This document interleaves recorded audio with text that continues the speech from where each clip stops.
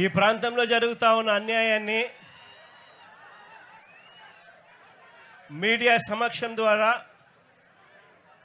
రాష్ట్ర ప్రజలందరి దృష్టికి కూడా తీసుకొని పోయే ప్రయత్నం చేస్తూ ఉన్నాం. ఈరోజు నిజంగా రాష్ట్రంలో జరుగుతూ ఉన్న అన్యాయాలను నిజంగా ఎంత ఘోరంగా జరుగుతూ ఉన్నాయి అని అనడానికి ఈరోజు ఈ ఫిషింగ్ హార్బర్ అన్నది నిజంగా ఇంకొక ఉదాహరణ. ఈ జూవలదిన్న ఫిషింగ్ హార్బర్ ఈ హార్బరే కాదు, రాష్ట్రంలో ఏకంగా వైఎస్ఆర్సీపీ ప్రభుత్వం ఉండగా, మన ప్రభుత్వం ఉండగా ఏకంగా ఈ రాష్ట్రంలో ఇంతకు ముందు లేని విధంగా, ఇంతకు ముందు ఎప్పుడూ జరగని విధంగా, చూడని విధంగా ఏకంగా ఈ రాష్ట్రంలో 4 కొత్త పోర్ట్లను మొత్తం రాష్ట్రంలో అప్పటిదాకా 4 ప్రదేశాలలో 6 పోర్ట్లుంటే మరో 4 కొత్త పోర్ట్లకు శ్రీకారం చుట్టాం. ఆ 4 పోర్ట్లకు అదనంగా మరో 10 ఫిషింగ్ హార్బర్లు, పోర్ట్లే కాకుండా రాష్ట్ర వ్యాప్తంగా కూడా మ్యాప్ గీసి ఎక్కడెక్కడైతే మత్స్యకారులు ఉన్నారో వాళ్ళందరికీ కూడా వాళ్లకు హక్కుగా ఫిషింగ్ హార్బర్లు రావాలి. ఆ ఫిషింగ్ హార్బర్ల ద్వారా వాళ్ళ జీవన ప్రమాణాలు మెరుగుపడాలి అని చెప్పి వాళ్ళ కోసం ఎక్స్క్లూజివ్గా ఏకంగా 10 ఫిషింగ్ హార్బర్లు, 6 ఫిష్ ల్యాండింగ్ సెంటర్లు రాష్ట్ర వ్యాప్తంగా ప్లాన్ చేయడం జరిగింది.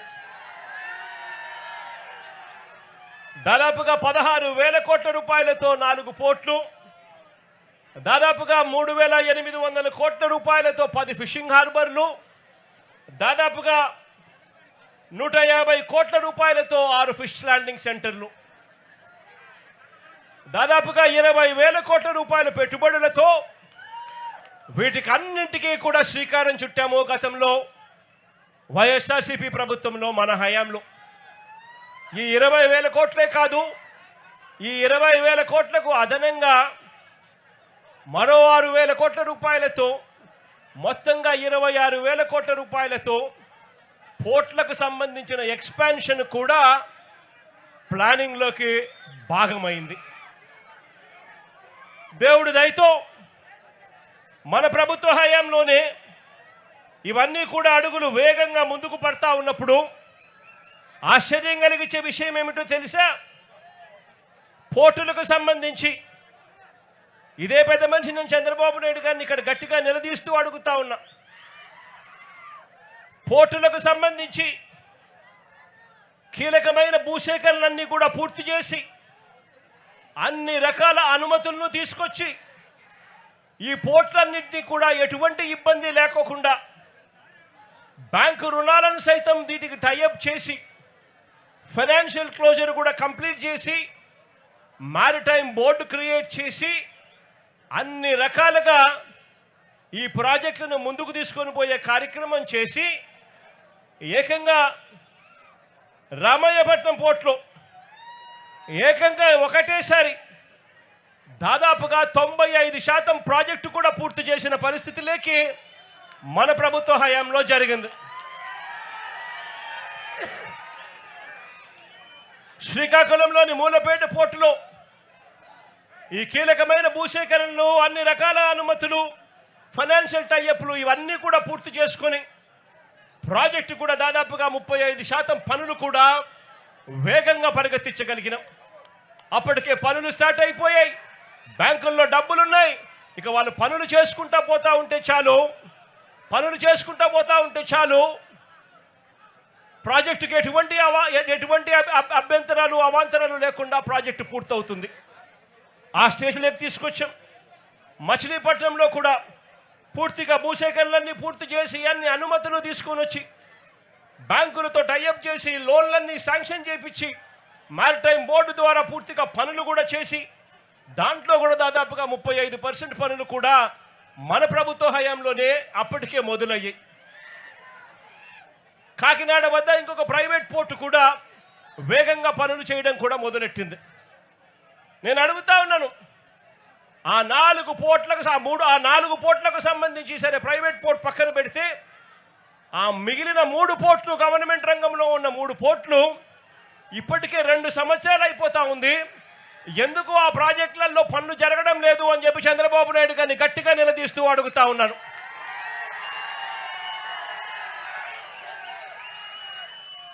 ఇవి కాకుండా మరో దాదాపుగా 3,800 కోట్ల రూపాయలతో మొదలెట్టిన 10 కొత్త ఫిషింగ్ హార్బర్లు, ఇందులో జువలదిన్న ప్రాజెక్టు కాసేపటి కిందటనే ఈ జువలదిన్న ప్రాజెక్టును కూడా రాష్ట్రానికి మొత్తానికి కూడా చూపించాం. ఈ ప్రాజెక్టు వైఎస్ఆర్సీపీ ప్రభుత్వ హయాంలోనే దాదాపుగా 300 కోట్ల రూపాయలతో పూర్తిగా ఖర్చు చేసి మార్చి 12వ తారీఖున ఈ ప్రాజెక్టును వర్చువల్గా కూడా ఇనాగరేట్ చేసే కార్యక్రమం కూడా జరిగింది. ఎన్నికల కోడ్ రావడంతో మార్చి 16వ తారీఖున ఎన్నికల కోడ్ రావడంతో ఇక్కడికి వచ్చి ఫిజికల్గా చేసే కార్యక్రమం ఏదైతే ఉందో అది పోస్ట్పోన్మెంట్ అయ్యింది. ఇదే ప్రాజెక్టును మళ్ళీ ఎన్నికలు అయిపోయిన తర్వాత మోడీ గారు ఆగస్టులో మళ్ళీ ఆయన కూడా వర్చువల్గా దీన్ని స్టార్ట్ చేశారు. ఇదే జువలదిన్న ప్రాజెక్టు అన్ని రకాలుగా పూర్తయిపోయిన ఈ ప్రాజెక్టు ఇక్కడే ఈ ప్రాజెక్టులో మత్స్యకారులందరికీ కూడా ఎక్స్క్లూజివ్లీ ఫిషింగ్ హార్బర్ ఏర్పాటు చేసిన ఈ ప్రాజెక్టు మన కళ్ళ ఎదుటే కనిపిస్తుంది. పక్కనే బాపట్ల జిల్లాలో నిజాంపట్నం ఫిషింగ్ హార్బర్, అందులో 62% పనులు ఇప్పటికే పూర్తయ్యాయి మా ప్రభుత్వ హయాంలోనే. కృష్ణా జిల్లాలోని మచిలీపట్నం హార్బర్ను అక్కడ దాదాపుగా 57% పనులు పూర్తయ్యాయి మన ప్రభుత్వ హయాంలోనే. కాకినాడ జిల్లా ఉప్పాడలో మరో ఫిషింగ్ హార్బరు మన ప్రభుత్వ హయాంలోనే 56% పనులు పూర్తయ్యాయి. ఈ 4 ఫిషింగ్ హార్బర్లు యుద్ధ ప్రాతిపదికన అడుగులు వేగంగా ముందుకు పడతా ఉన్న పరిస్థితులు. మరోవైపున ఫేజ్ 2 కింద, 2వ ఫేజ్ కింద శ్రీకాకుళం జిల్లాలో బూడగట్లపాలెం, మంచినీళ్ళపేట ఈ 2 ఫిషింగ్ పోర్ట్లను శ్రీకారం చుట్టాము. అనకాపల్లి జిల్లాలో పూడిమడక కూడా శ్రీకారం చుట్టాము. పశ్చిమ గోదావరి జిల్లాలో బయ్యపు తిప్ప దగ్గర మరో ఫిషింగ్ హార్బర్కు శ్రీకారం చుట్టాము. బాపట్ల జిల్లాలో వాడరేవుకు మరో ఫిషింగ్ హార్బర్కు శ్రీకారం చుట్టాము. ప్రకాశం జిల్లాలో కొత్తపట్నంలో మరో ఫిషింగ్ హార్బర్కు కూడా శ్రీకారం చుట్టాం. ఇవి ఫేజ్ 2 కింద ఈ ప్రాజెక్టులన్నీ కూడా ఫిషింగ్ హార్బర్లన్నీ కూడా తయారయ్యేందుకు రంగం సిద్ధం చేశాం. ఇవి కాకుండా దాదాపుగా 150 కోట్ల రూపాయలతో ఫిష్ ల్యాండింగ్ సెంటర్లు విశాఖపట్నం జిల్లాలో భీమిలిలోను, విజయనగరం జిల్లాలో చింతపల్లిలోను, అనకాపల్లి జిల్లాలో రామయ్యపేటలోను, రాజులపేటలోను, దొండవాకలోను, తిరుపతి జిల్లాలో రాయదరువులోను, కాకినాడ జిల్లాలో ఉప్పల్లంకలోను ఈ ఫిష్ ల్యాండింగ్ సెంటర్లన్నీ కూడా చర్యలు తీసుకున్నాం. నేను అడుగుతా ఉన్నా, రాష్ట్ర వ్యాప్తంగా ప్రతి 50 కిలోమీటర్లకు ఒక పోర్టు, ఆ పోర్ట్లతో పాటు ఒక ఫిష్ ల్యాండింగ్ సెంటర్లు, ఫిషింగ్ హార్బర్లు ఇవన్నీ కూడా ప్రతి 50 కిలోమీటర్లకు ఒకటి తీసుకొచ్చి బ్లూ ఎకానమీని, మత్స్యకారులకు మేలు జరిగించే విధంగా ఎకానమీని బిల్డ్ చేసే కార్యక్రమానికి శ్రీకారం చుట్టాం.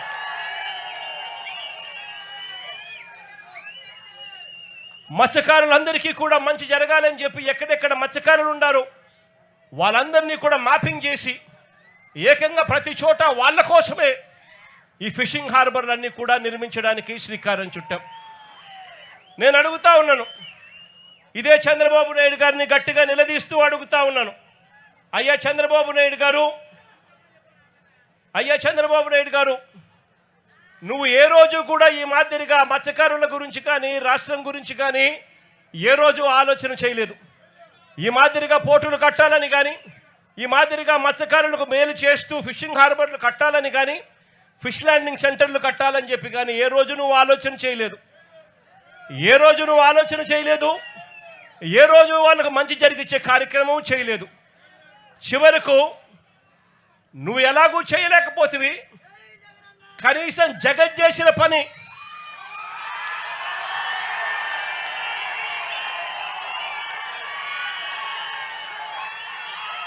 జువెలదిన్నలో ఇక్కడే కనిపిస్తూ ఉంది. ఆశ్చర్యం ఏమిటో తెలుసా? ఈ జువెలదిన్న ప్రాజెక్టు తయారైపోయి 2 సంవత్సరాలు అయిపోతూ ఉంది. ఈ 2 సంవత్సరాలలో నేను మార్చి 12వ తారీఖున 2024లో జాతికి అంకితం చేస్తే ప్రధానమంత్రి మోడీ గారు ఇదే ప్రాజెక్టును మళ్ళీ ఆగస్టు 2024లోనే జాతికి అంకితం చేశారు. నేను అడుగుతా ఉన్నా, మరి జాతికి అంకితం చేసి దాదాపుగా 2 సంవత్సరాలు దాటుతూ ఉంది. ప్రధానమంత్రి గారు కూడా జాతికి అంకితం చేసి దాదాపుగా 1.5 సంవత్సరం పైగానే దాటుతూ ఉంది. మరి ఎందుకు ఈ ఫిషింగ్ హార్బర్ను మత్స్యకారులకు ఎందుకు హ్యాండ్ ఓవర్ చేయలేదు చంద్రబాబు నాయుడు గారు గట్టిగా నిలదీస్తూ అడుగుతా ఉన్నా. ఇక్కడ ఇదే ఫిషింగ్ హార్బర్లో మత్స్యకారుల జీవితాలు మార్చాలి అని చెప్పి ఆరాటంతో ఆ రోజు ఇక్కడ ఫిషింగ్ హార్బర్ తీసుకొని రావడమే కాకుండా దాదాపుగా 1250 బోట్లు, దాదాపుగా 1250 మెకనైజ్డ్ మోటరైజ్డ్ బోట్లు ఇక్కడే ఒకేసారి యాంకర్ చేసుకొని వీళ్ళందరూ కూడా దాదాపుగా 25,000 కుటుంబాలు దీని మీద ఆధారపడి బతికే విధంగా ఈ ఫిషింగ్ హార్బర్ ప్రణాళిక చేయడం జరిగింది. ఇదే ఫిషింగ్ హార్బర్లోనే ఇక్కడే కోల్డ్ స్టోరేజ్ ప్లాంట్లు, drying platforms, chill rooms, ice manufacturing plants, ఇవే కాకుండా బోట్ రిపేర్ వర్క్షాపులు, నెట్ మెండింగ్ మెషిన్లు, ఇవన్నీ కూడా సదుపాయాలన్నీ కూడా ఇక్కడే ఇదే జువ్వలదిన్న ఇదే ఫిషింగ్ హార్బర్లోనే ఇవన్నీ అందుబాటులోకి ఉన్నాయి. ఇవన్నీ ప్రతి ఫిషింగ్ హార్బర్లోనూ కూడా ఇవన్నీ అందుబాటులోకి వస్తాయి. ఇక్కడ దాదాపుగా 41,000 టన్నుల మత్స్య సంపద. ఈ ఫిషర్మెన్లందరూ కూడా, ఈ మత్స్యకారులందరూ కూడా సంపద తీసుకొస్తే ఆ సంపదను ఇవన్నీ కూడా ఉపయోగపడే విధంగా ఉంటాయి. ఇక్కడ మత్స్యకారు అక్క చెల్లెమ్మలకు కూడా మంచి జరిగించే విధంగా ఆ అక్క చెల్లెమ్మలలో ప్యాకింగ్లోను, వాల్యూ యాడిషన్లోను, మార్కెటింగ్లోను, ఫుడ్ స్టాల్స్లోను వీళ్ళందరికీ కూడా పని దొరుకుతుంది. ఈ రకంగా ఒక ప్రణాళిక చేసి, ఈ ప్రణాళిక ఒకటే కాదు, ఇక్కడే ఇదే జువ్వలదిన్నలోనే ఏకంగా 1250 మెకనైజ్డ్ మోటరైజ్డ్ బోట్లను ప్రతి మత్స్యకారుడు హక్కుగా పొందాలి అనే ఆరాటంతో అప్పట్లోనే మా ప్రభుత్వంలోనే ఈ 1250 మెకనైజ్డ్ మోటరైజ్డ్ బోట్ల కోసం ఒక్కొక్క బోటుకు 12 మందిని నుంచి 15 మందిని ఒక్కొక్క బోటుకు ఫిషర్మెన్లందరినీ కూడా గ్రూప్ చేయండి. ఒక్కొక్క బోటుకు ఆ 12 మంది ఫిషర్మెన్లు ఓనర్లు అవుతారు. వాళ్ళు కేవలం 10% కట్టుకుంటే చాలు. 50% రాష్ట్ర ప్రభుత్వం, 40% రాష్ట్ర ప్రభుత్వం గ్రాంట్గా ఇస్తుంది, 50% లోన్గా సమకూరుస్తుంది. ఈ ఆదాయం అంతా కూడా ప్రతి మత్స్యకారుడు కూడా చెందాలి, మత్స్యకారుల జీవితాలు బాగుపడాలని చెప్పి అప్పట్లోనే అడుగులు కూడా పడ్డాయి. నేను అడుగుతా ఉన్న చంద్రబాబు నాయుడు గారు, ఇదే వైఎస్ఆర్సీపీ ప్రభుత్వం కన్నా వచ్చి ఉండింటే ఈ 1250 బోట్లు కూడా ఈ జువ్వలదిన్నలో ఈ మత్స్యకారులందరికీ కూడా ఈ పాటికే అందుండేటివి.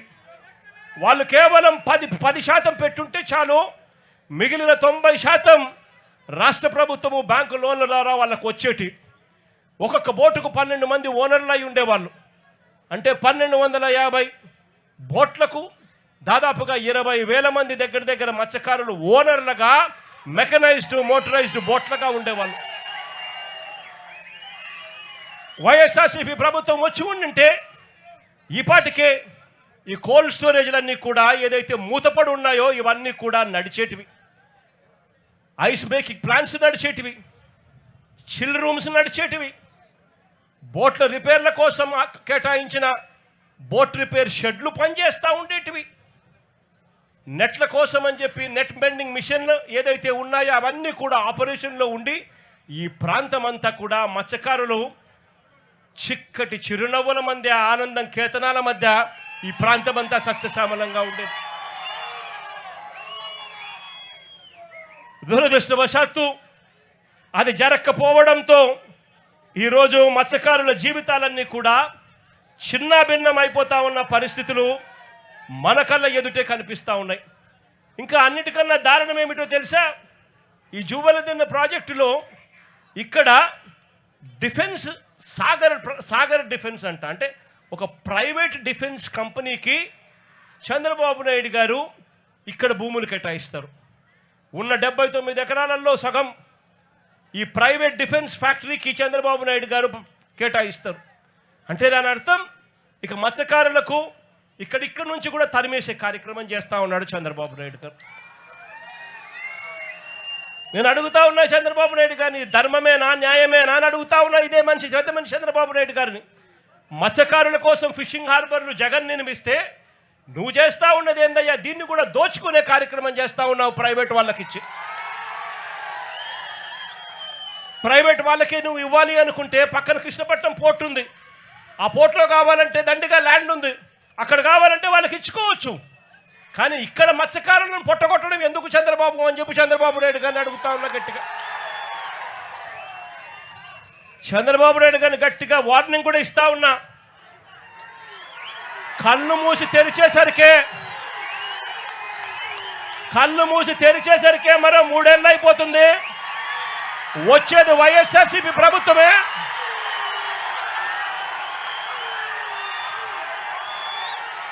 ఈ ప్రైవేట్ డిఫెన్స్ కంపెనీని ఇక్కడి నుంచి షిఫ్ట్ చేస్తారని చెప్పి కూడా చెప్తా ఉన్నాం.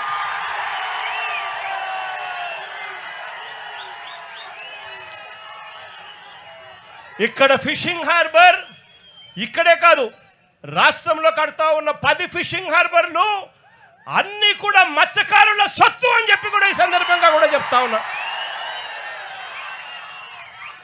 దీన్ని ఎవ్వరూ కూడా వాళ్ళ దగ్గర నుంచి తీసేయలేరు. చంద్రబాబు కాదు కదా, వాళ్ళ తాత కూడా తీసేయలేదని చెప్తా ఉన్నా నేను.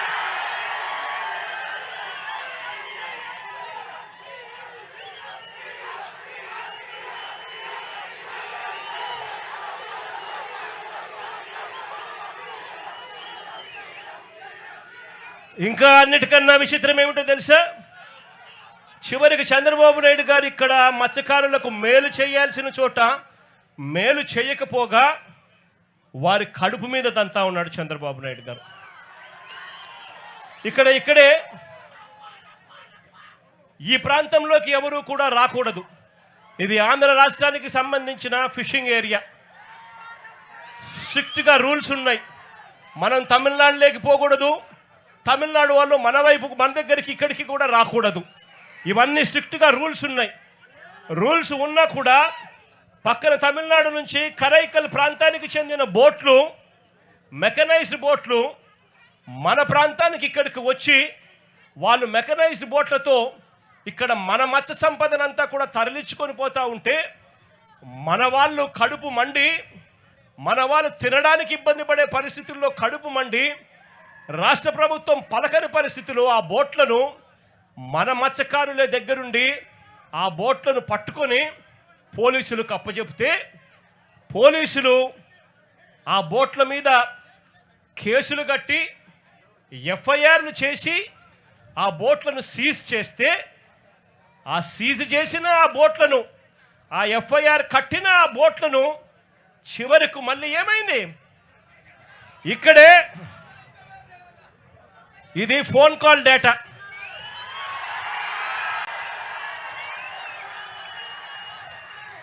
బీదా సోదరులు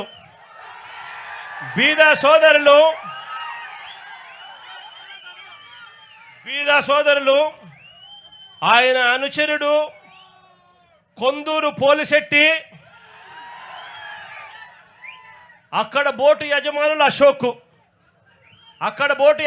అశోక్, వీరి మధ్య జరిగిన సంభాషణలకు సంబంధించిన కాల్ డేటా టెలిఫోన్లో మాట్లాడిన కాల్ డేటా, కాల్ నెంబర్లు, వీళ్ళందరూ కూడా కుట్రబన్ని ఒకరితో ఒకరు మాట్లాడుకొని నారా లోకేష్ అనే వ్యక్తి ఇప్పుడు మార్చి 12వ తారీఖున ఇటుకు వస్తాడు. మార్చి 16వ తారీఖున ఈ బోట్లు ఇక్కడి నుంచి పోతాయి. అంటే మత్స్యకారుల మీద కడుపు మీద కొట్టడం కోసం ఏకంగా ఇంతమంది దొంగలు, ఇంతమంది పెద్ద పెద్ద దొంగలు, ఒకరు ముఖ్యమంత్రి కొడుకు, ఒకడు ఎంపీ, ఇంకొకడు ఎమ్మెల్యే, ఇంతమంది కలిసి ఎవరిని తన్నేది? చిన్న చిన్న పేదవాళ్ళైన మత్స్యకారులను తనడానికి, కడుపు మీద కొట్టడానికి ఇంతమంది ఏకమవుతారు. నేను అడుగుతా ఉన్నా, వాళ్ళ మధ్య జరిగిన టెలిఫోనిక్ ఫోన్ సంభాషణలు, కాల్ డేటాలు కూడా ఈ మాదిరిగా అందుబాటులో ఉంటే, ఈ డేటా అంతా కూడా కనిపిస్తూ ఉంటే ఒక్కరినన్నా అరెస్ట్ చేశారని అడుగుతా ఉన్నాను. అంటే బోట్లు సీజ్ చేసి ఎఫ్ఐఆర్ చేసి సీజ్ చేసిన బోట్లను దగ్గరుండి అధికారంలో ఉన్న ఈ పెద్దలే వీళ్ళే దొంగతనం తీసుకొని పోతే వీళ్ళు చేసింది ఏమిటి అని అంటే కేవలం పోలీసులను కొంతమందిని ట్రాన్స్ఫర్ చేసినారు. ఇంతవరకు ఒక్కరిని అరెస్ట్ చేయలేదు. నేను చంద్రబాబు నాయుడు గారిని గట్టిగా అడుగుతా ఉన్నా, అయ్యా చంద్రబాబు నాయుడు గారు, బంగారం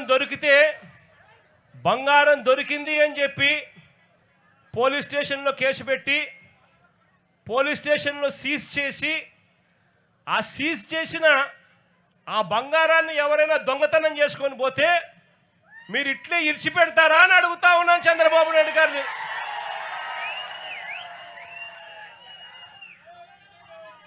మత్స్యకారులు అంటే ఇంత చులకనగా ఉన్న ఈ పెద్ద మనిషి చంద్రబాబు నాయుడు గారికి గట్టిగా బుద్ధి చెప్పే రోజులు త్వరలోనే వస్తాయని చెప్పి, ఎల్లకాలం ఈ ప్రభుత్వం ఇలాగనే కొనసాగదు అని చెప్పి గట్టిగా చంద్రబాబు నాయుడు గారిని గట్టిగా మందలిస్తా ఉన్నాం. ఇదే పెద్ద మనిషి చంద్రబాబు నాయుడు గారికి చెప్తా ఉన్నా, ఇక్కడే ఎంపీలు ఫోన్లు చేస్తారు, కొంతమంది మత్స్యకారులకు 10 లక్షల రూపాయలు డబ్బులు ఇస్తారు, వాళ్ళ వీళ్ళు కలిసి దొంగతనం చేసే దాంట్లో పాత్రదారులు అవుతారు.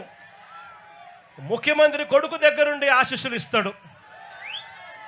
మార్చి 12వ తారీఖు ఆయన వచ్చి చేసుకోపోండి అని ఆశీస్సులు ఇస్తాడు. మార్చి 16వ తారీఖున దొంగతనం జరుగుతుంది.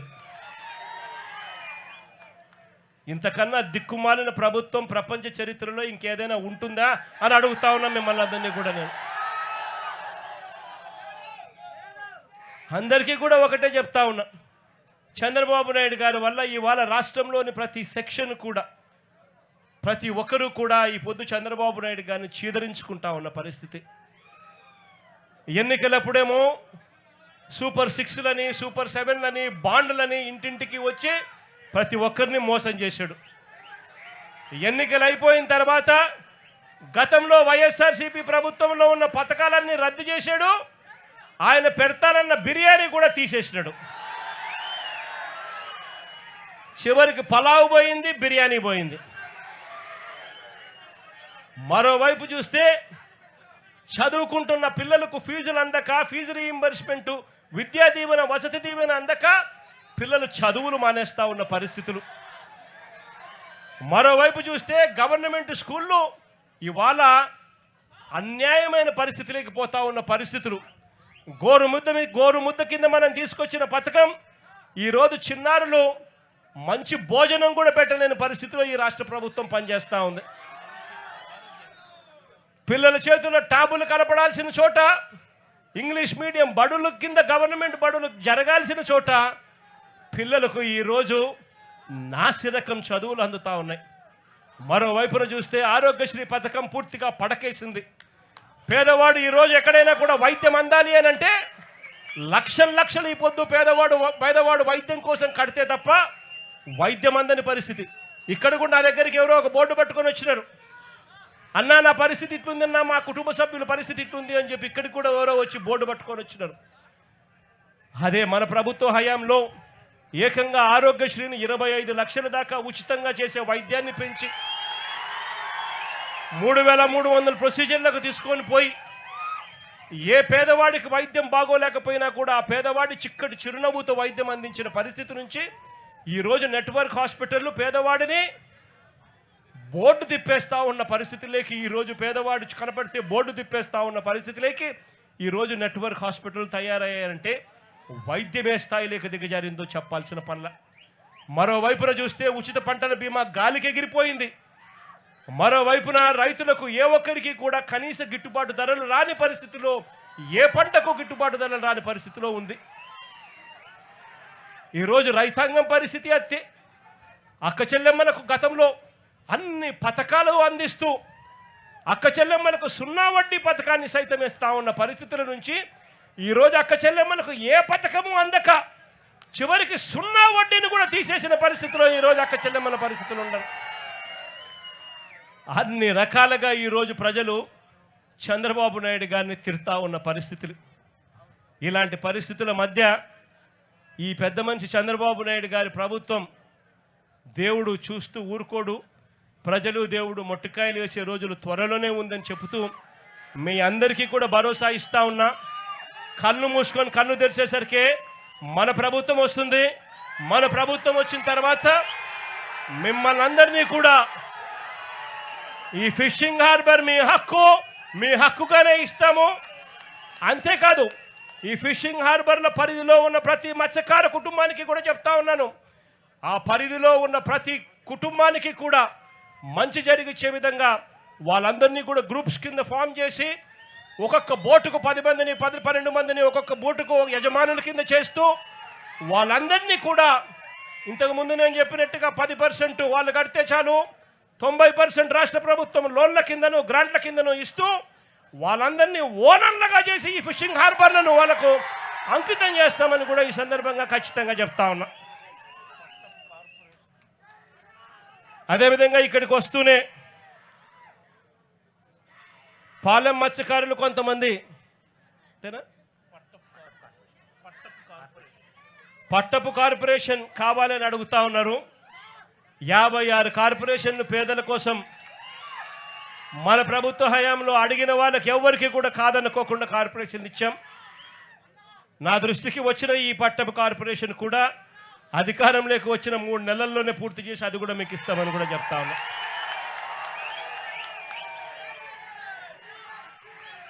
మరొకసారి మీ అందరికీ కూడా భరోసానిస్తూ మంచి జరగాలి, దేవుడు ఖచ్చితంగా మంచి జరిగిస్తాడు.